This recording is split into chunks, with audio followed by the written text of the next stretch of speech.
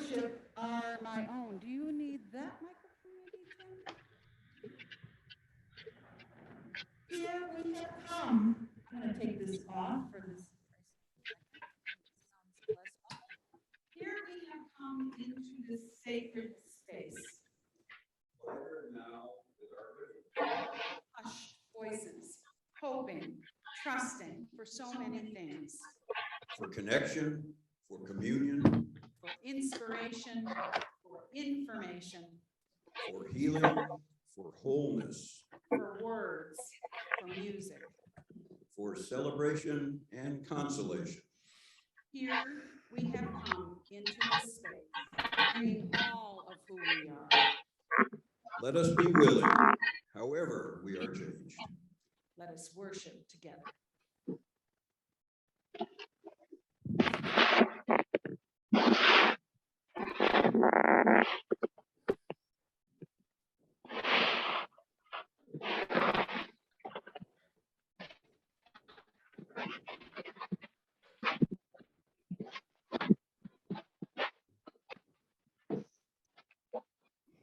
Acknowledge that the land we gather on as a congregation, where we live, work, and play, was not freely given to us. We gather on the ancestral lands of the Nuchu or Ute, the Apaches, the Pueblos, Hopi, Zuni, and Dene nations. We recognize the indigenous peoples as original stewards of this land. As these words are spoken and heard, the ties nations have to their ancestral homelands are renewed and reaffirmed. We acknowledge that our use of and benefit from this land came at a dire cost to Native nations and people whose lands we now inhabit.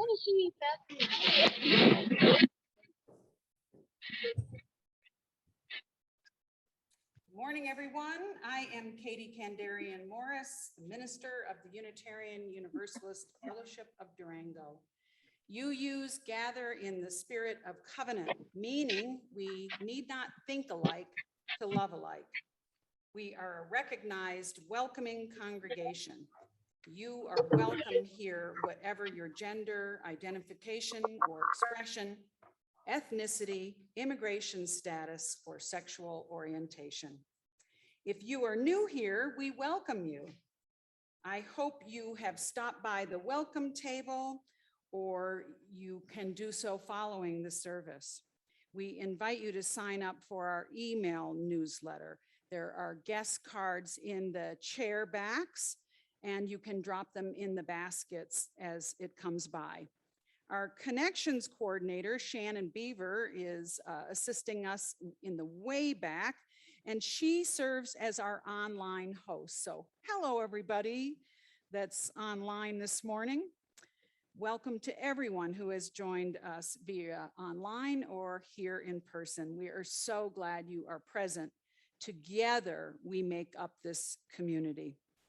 Thank you to all for your continued care in following the guidelines for in-person service so we can provide a safe environment and as safe as possible during what remains a challenging time. Our current guidelines include wearing masks, offering distance seating. There is plenty of room in the mezzanine area if you'd like some more room. Children remaining under their parents' supervision, and right now humming rather than singing along to songs and hymns. I'm gonna see if maybe we can adjust that so you can sing quietly. Okay, yeah. I'm one of those people, I can't stand it, you know, I need you to hear me. And I'm sure I need to hear you too. So we'll work on that and see if we can get that shifted. But we're gonna look at our guidelines, look at the larger guidelines first. But we are also using gestures of respect and connection other than hugs when we do sharing the peace.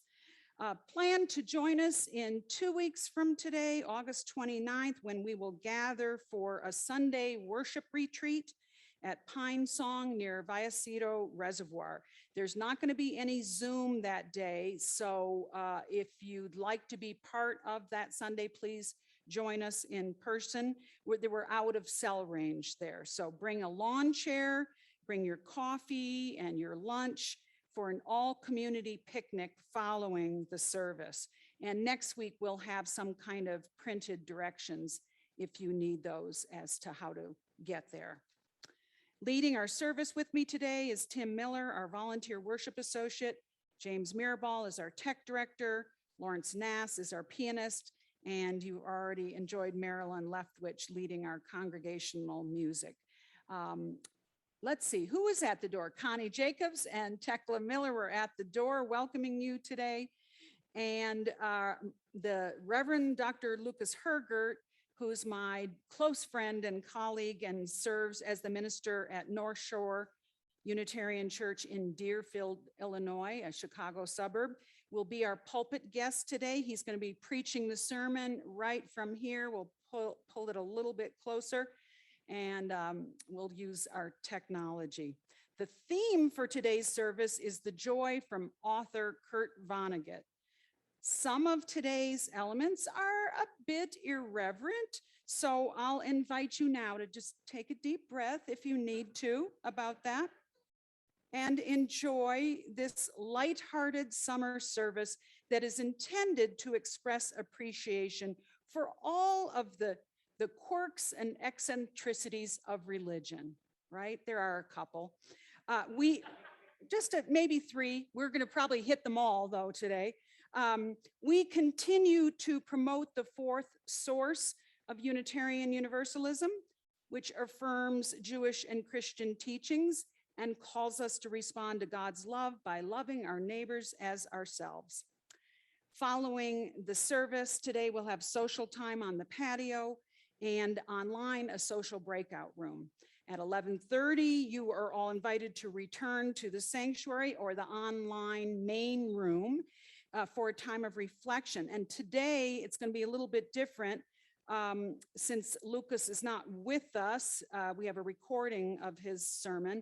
Tim and I will share with you the expected additions that we are going to use to make our worship more welcoming, more inclusive, and hopefully more spiritually meaningful as well. So come on back in for that and we'll talk about some of the technological pieces.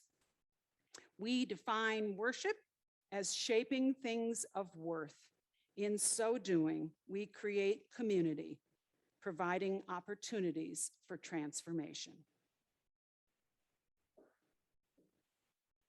I think that's your turn, right? Okay. Work here. Well, welcome back too. Welcome Katie back to the, Reverend Katie back to the pulpit. I invite you to stand as you are able, as Katie lights the chalice, and we will speak aloud our affirmation. The words are printed on the back of your order of service or in the chat line for those on Zoom. Love is the doctrine of this church. The quest for truth is its sacrament, and service is its prayer. To dwell together in peace, to seek knowledge and freedom, to serve human need. For these high purposes do we unite in worship. And please remain standing and offer a greeting of peace and welcome to the people nearest you. We encourage fist bumps, namaste. Greetings to everybody There's Julie. in church and at We home. can unmute, or no, I guess. we can. No, we are unmuted. Oh, Hi, Good morning. Graham and Ann. Hey. Julie, Dennis. Yes, Dennis. Robert, it's Lisa. so great to have you back, Robert. Oh, yes. Well, thank you for trying to help to get me back too. I You appreciate that. bet. Absolutely. I'm so glad you found a easier way. It was a great ride. Good. Hey, good morning. I'm glad to see Hi, everyone. Mary. Hey, It's Judith. Good morning. and up in Canada. And We're gonna have to be quiet. Hey there.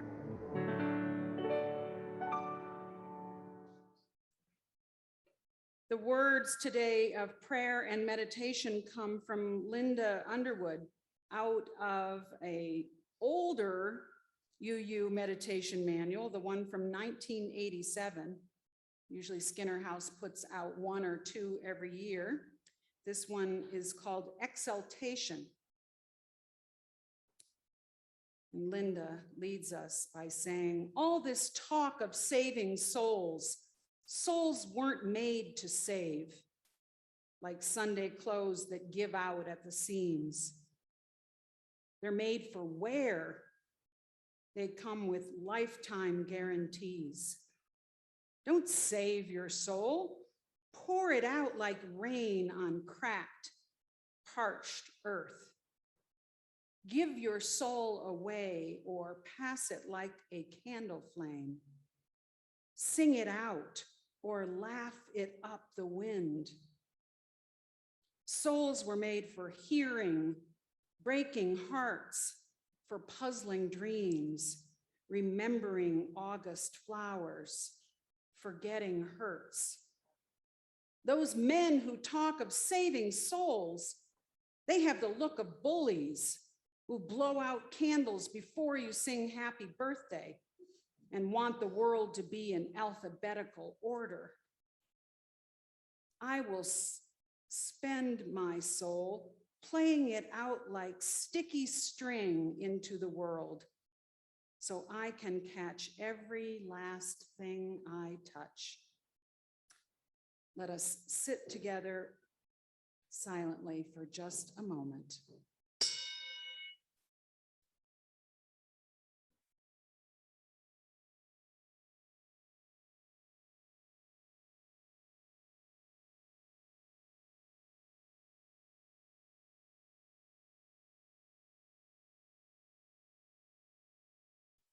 Amen, amen, ashe, blessed be.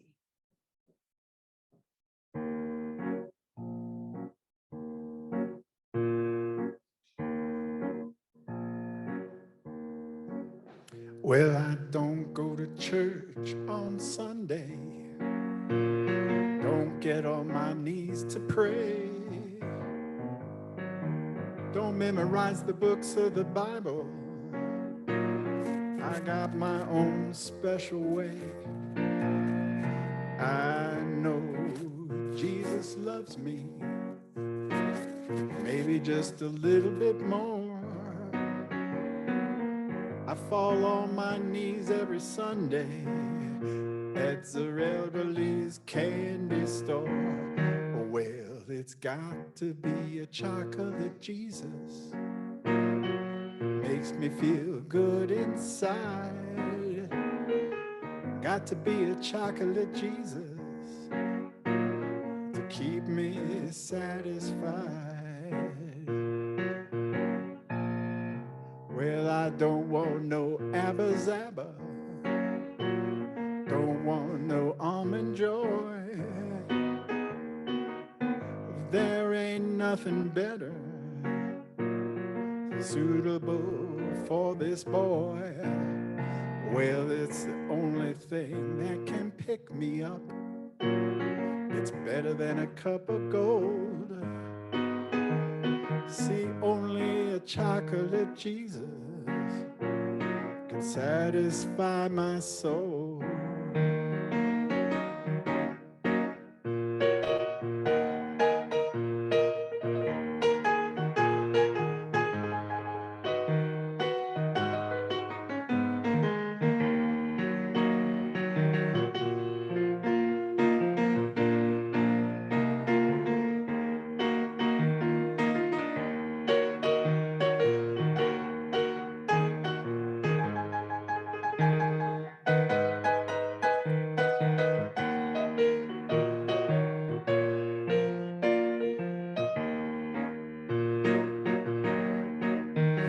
When the weather gets rough and it's whiskey in the shade, it's better to wrap your Savior up in cellophane. He flows like the big muddy, but that's okay.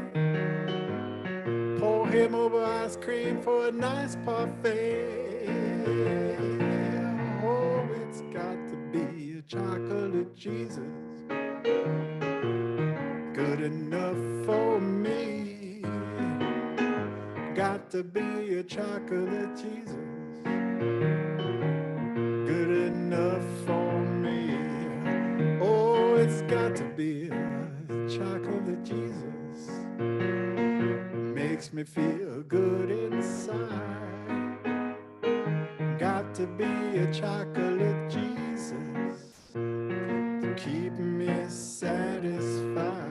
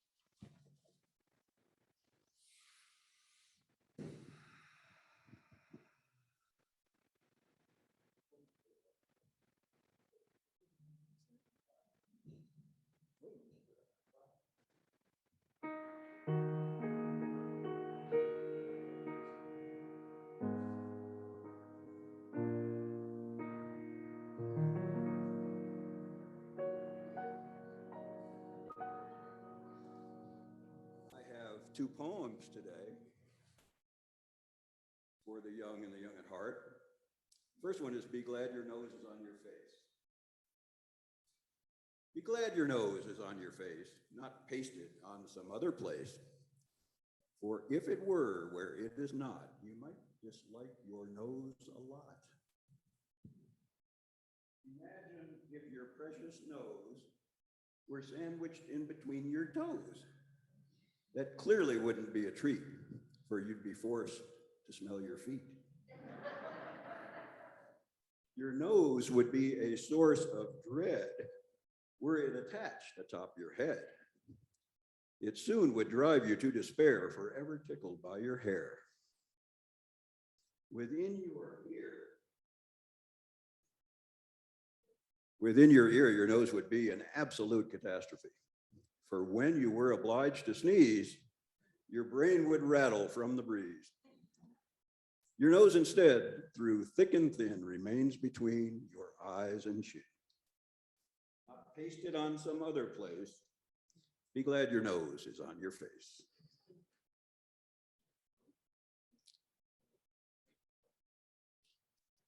The second one is called Grown-ups Are Better. Grown-ups are better than children at chess and cleaning and fixing and mopping a mess.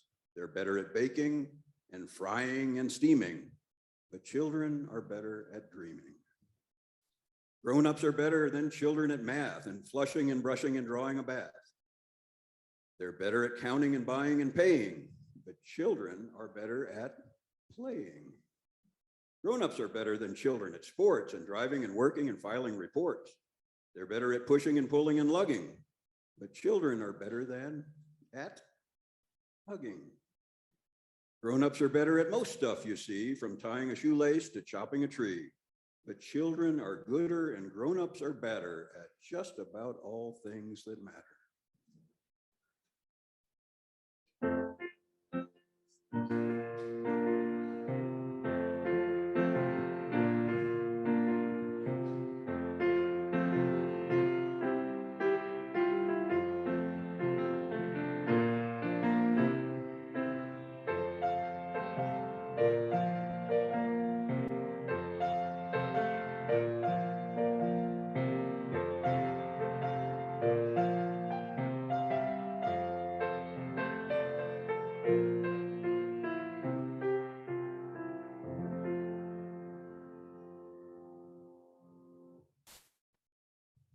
Our service today is about the life philosophy and irreverent humor of Kurt Vonnegut. In that spirit, our reading is an excerpt from Slaughterhouse-Five. Billy wasn't a Catholic. His father had no religion. His mother was a substitute organist for several churches around town. She took Billy with her whenever she played, taught him to play a little too. She said she was going to join a church as soon as she decided which one was right. She never did decide. She did develop a terrific hankering for a crucifix, though. And she bought one from a Santa Fe gift shop during a trip the little family made out west during the Great Depression. Like so many Americans, she was trying to construct a life that made sense from things she found in gift shops. And so the crucifix went up on the wall of Billy Pilgrim. He supposed it was the next best thing to having a religion. So ends the reading.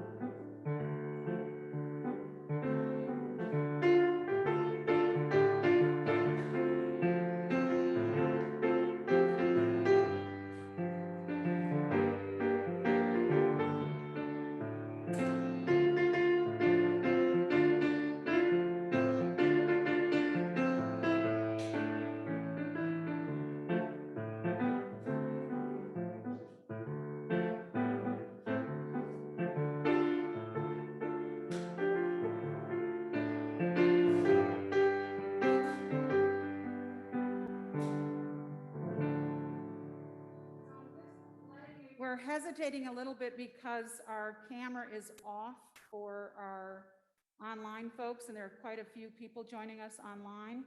So Lawrence will play a little bit, and then we'll have the sermon, and then you'll get to hear the wonderful offering music too. So a couple more minutes, okay? Thanks. Yep.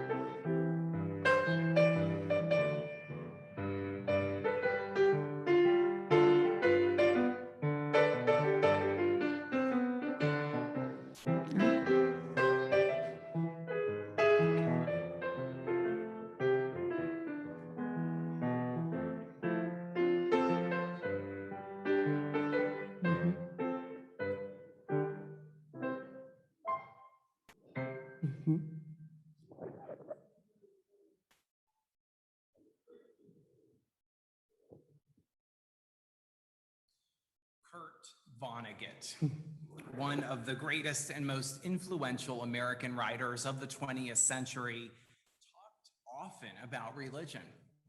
And his take, like so much of his take on the rest of life, was undeniably unique. The way that he viewed the world was, I want to say, somewhat slanted. I'm reminded of a line here from Emily Dickinson: "Tell the truth, but tell it slant." In other words, you get a better angle on the truth when you don't try to look at it head on. The way that his slanted view of religion came out in his novels was often through humor. For example, apropos the reading this morning, since Billy Pilgrim's mother cannot commit to a church, since she cannot find the perfect theological statement of what her beliefs are, she settles on the next best thing, which is an item from a gift shop. This sums up one of Vonnegut's persistent themes. It's something along the lines of, well, I didn't quite get what I was looking for, so this will have to do.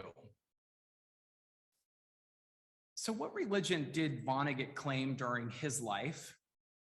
In a 2003 interview with The Progressive, he says, "I am the honorary president of the American Humanist Association, having succeeded the great science fiction writer and biochemist Dr. Isaac Asimov. However," he continues, my friend John Updike, who is religious, says I talk more about God than does any seminarian. It might also be noted that Vonnegut sometimes also claimed the Unitarian Universalist label. He grew up in a Unitarian family, and his grandfather and father were the architects of the Unitarian Church in Vonnegut's hometown of Indianapolis. He says he remembers how one Easter the sermon said that if we listen closely enough to the bell of his church, we would hear it singing again and again, no hell, no hell, no hell. When Kurt Vonnegut delivered the Ware Lecture at the Unitarian Universalist General Assembly in 1984, he said, in order not to seem a spiritual quadriplegic to strangers trying to get a fix on me, I sometimes say that I'm a Unitarian Universalist. So that denomination claims me as one of their own. I am glad that we get to claim Vonnegut as one of our own, for he has been a companion to me for much of my life now. My best friend gave me Breakfast for Champions when I was in the 7th grade, and I found it so weird and spectacular that Vonnegut quickly became a favorite. Cat's Cradle and God Bless You, Mr. Rosewater are a couple of others that have a special place in my heart. And for the purpose of my sermon, I'm going to focus on Slaughterhouse 5, probably his most famous book, the book that he's most known for. But suffice it to say that I think most of his writings have something to offer on top of being wildly entertaining. I have to agree with the comedian Amy Poehler here, who said that teenage bodies should be filled with Vonnegut and meatball subs. I also happen to think that Unitarian bodies would do well to be filled with Vonnegut. And this is because Vonnegut's relationship with Unitarianism was also somewhat slanted. And I think slanted in a beneficial way, a way that helps us. His view of life does not match up neatly with some of the historical Unitarian values. At the end of the 19th century, the Unitarian minister James Freeman Clarke summarized Unitarians as believing in progress onward and upward forever. Others have referred to this tendency in our faith as one of casual optimism. Now, Kurt Vonnegut was neither the first nor the last Unitarian to reject this idea. Indeed, I don't think that most Unitarian Universalists today would wholeheartedly embrace the idea that progress is just this inevitable thing that's going to happen in our world, whether or not we seek to impact it. The UU minister, Nancy MacDonald Ladd, gives one of the most trenchant recent critiques of these sunny views in her book, After the Good News. Here is what she says. Casual optimism rings hollow, and triumphal, self-assured liturgies have our broken hearts still yearning for the chance to sing together in a minor key. We cannot offer the cheap grace of eventual societal perfection in the face of systemic desolation, and we cannot sell one another on the idea that it's all going to turn out just fine in the end, when none of us know whether that's the case. So ends her quote. So perhaps Vonnegut is not alone as a Unitarian that critiques these ideas, but rather stands in a long line of Unitarians and Universalists who have challenged the ideas of inevitable progress and the sort of tendency towards casual optimism. But I would say that he is one of the stronger critics here. Slaughterhouse 5 was written about Vonnegut's experience as a prisoner of war during the bombing of Dresden In the introduction, he says that he tried to write a book about Dresden for years, but could not manage it. The experience was so surreal and beyond language that he had trouble putting it into words. Slaughterhouse 5 is a disjointed account of that time, and in many ways, it mirrors the experience of PTSD. The title character vividly experiences and then dissociates from the horrors of what is happening in the moment. For Vonnegut, the experience of something as atrocious as a world war proved the absurdity of life. And absurdity laces through his examples. A fellow soldier finds a pair of clogs and exchanges his worn-out boots for them. His feet become infected with gangrene and he dies. The main character is given an item from a pile of discarded coats. It's a woman's coat and muff. And when he wears them, people think that he is being ridiculous and playing some kind of joke. Its warmth saves his life. Another absurdity is embedded in the title itself. The main character is housed as a prisoner of war in a German slaughterhouse. It is hard to imagine something more threatening and precarious than being in the meat locker of a slaughterhouse in the middle of Nazi Germany during World War II, during the bombing of Dresden, mind you. But the night that Dresden is bombed, the main character, Billy Pilgrim, is in the meat locker of the slaughterhouse, which ends up saving his life. When he goes outside, the bodies of Nazi soldiers and German citizens are strewn everywhere. And in response to all of these insanities, to all of this absurdity, Vonnegut will coin one of his most famous phrases: "So it goes. So it goes." Basically, this is life, folks. I haven't even gotten to the aliens yet. You see, at some point, the central character, Billy Pilgrim, is abducted by aliens and taken to a zoo on another planet called Tralfamadore. And I am just gonna assume that this is not one of the parts of the novel that is autobiographical, but I guess we'll never know. In any case, the aliens try to recreate Billy Pilgrim's natural habitat with the materials that they steal from a Sears Roebuck catalog showroom. On this planet, Billy discovers that the aliens have a unique sense of time. They do not have tragedy because they experience every moment as time happening all at once.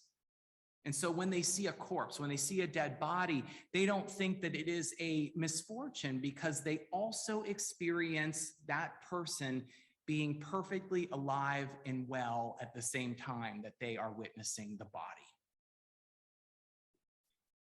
One of the central themes of the novel is that all of the characters, including these aliens, are subject of forces much larger than ourselves.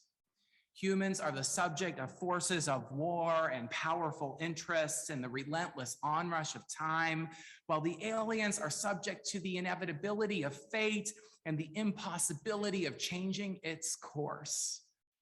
No one can escape these larger forces. Perhaps the best we can do is accept them and shrug our shoulders, saying, "So it goes."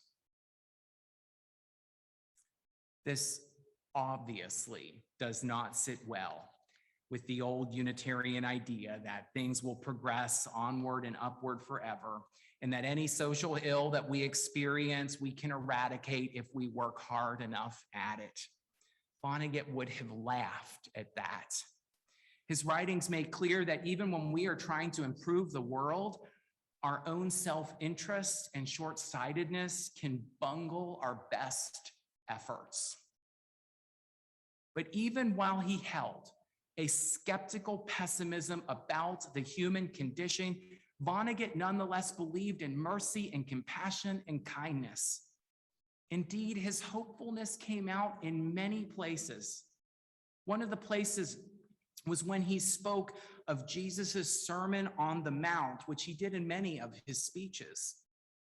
Vonnegut called it one of the most sublime things that we human beings have in our possession. He writes, "I am enchanted with the Sermon on the Mount. Being merciful, it seems to me, is the only good idea that we have received so far. Now, perhaps we will get another good idea in the by and by, and then we human beings will have two good ideas." Elsewhere, he says, if Jesus hadn't delivered the Sermon on the Mount with its message of mercy and compassion, I don't think I'd want to be a human being. I think I'd rather be a rattlesnake. Next to the Sermon on the Mount, his other favorite quotation came from Eugene V. Debs, the great socialist organizer. Debs once said this while running for president: "While there is a lower class, I am in it. While there is a criminal element, I am of it. While there is a soul in prison, then I am not free." Vonnegut thought that this was something of a modern portrayal of the Sermon on the Mount, a powerful and transformative message of solidarity. And I can't help but think that it matches one of my own favorite quotes from my colleague, Teresa Soto. One quote that I had mentioned a couple of weeks ago: all of us need all of us to make it. In other words, we're all in this together. Vonnegut's deep appreciation for mercy, for humanity, along with his searing critique of war and economic inequality and human frailties, all of these might nudge us, I think, in a more open-hearted and justice-minded direction. And then, when we are on the verge of taking all of that just a little bit too seriously or too optimistically, thinking we can change it all and fix the world, maybe a little bit of Vonnegut's absurdist view of life might just be the medicine that we sometimes over-earnest Unitarian Universalists need. My spiritual companions, I say to you, so it goes.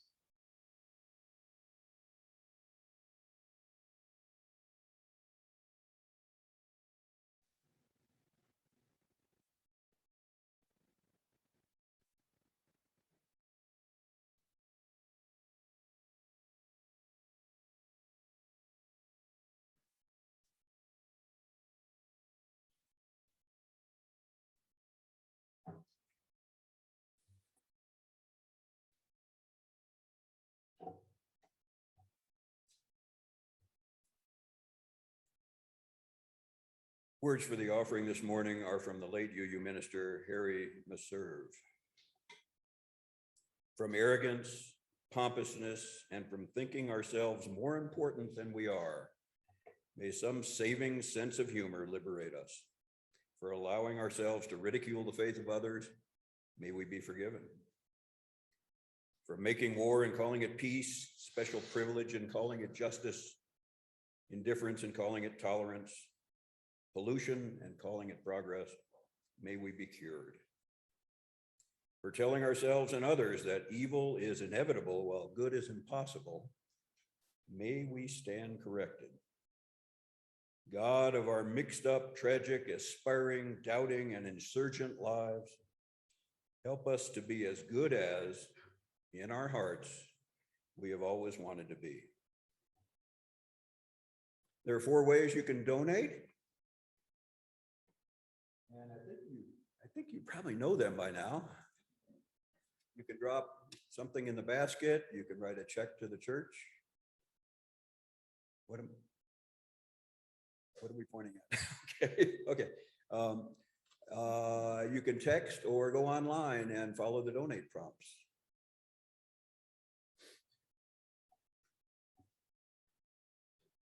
Will the ushers please come forward?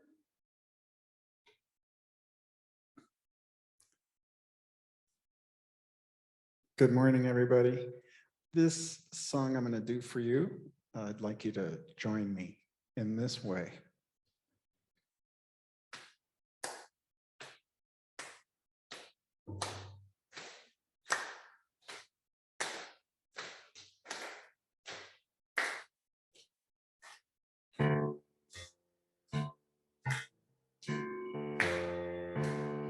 You can run on for a long time, run on for a long time, run on for a long time.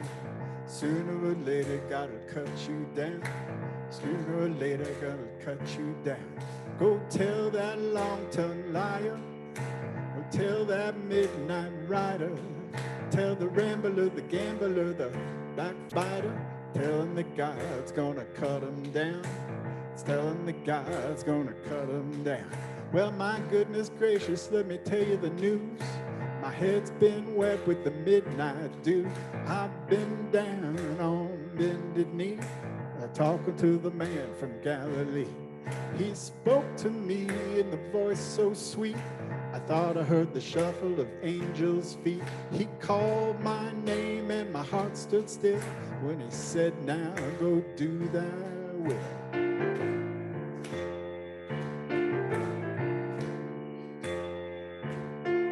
Go tell that long-tongued liar, tell that midnight rider, tell the rambler, the gambler, the backbiter, tell them that God's gonna cut them down. Tell them that God's gonna cut them down.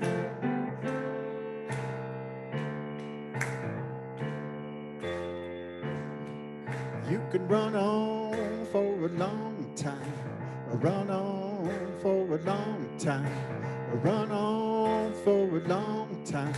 Sooner or later, gotta cut you down. Sooner or later, gotta cut you down.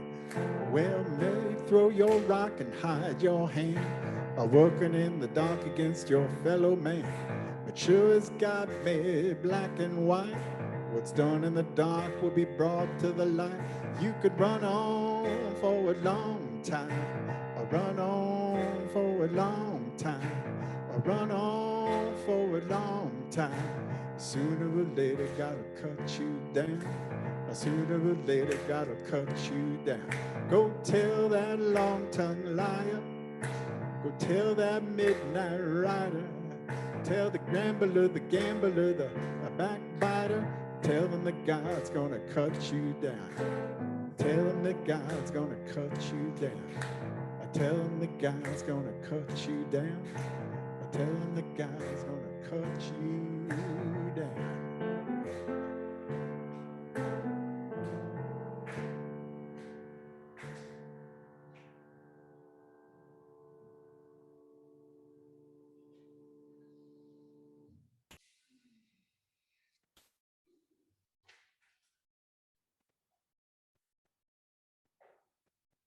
These gifts to the church are gratefully received.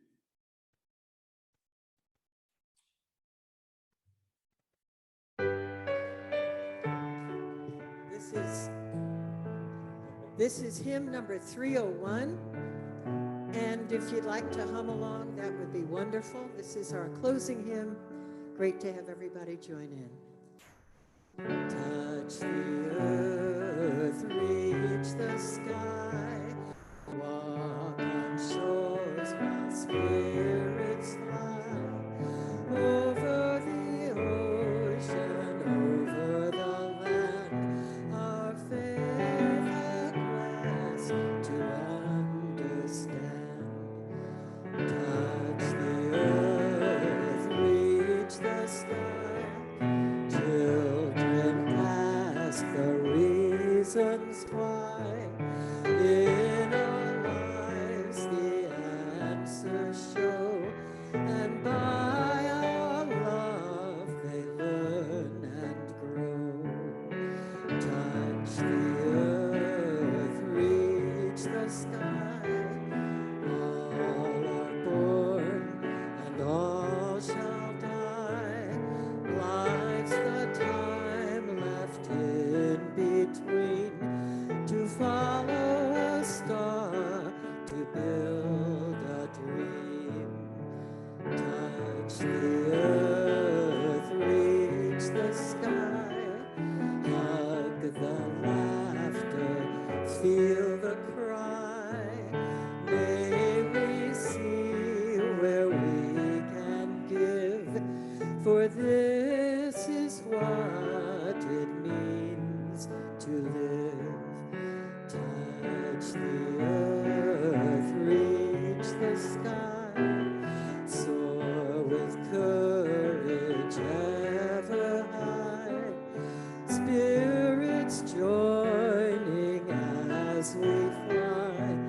to touch the earth, to reach the sky.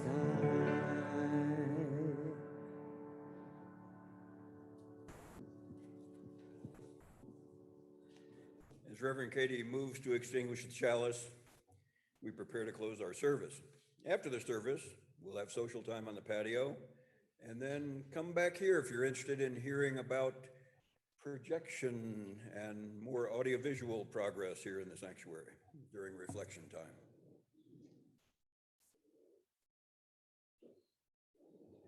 Okay. Benediction, I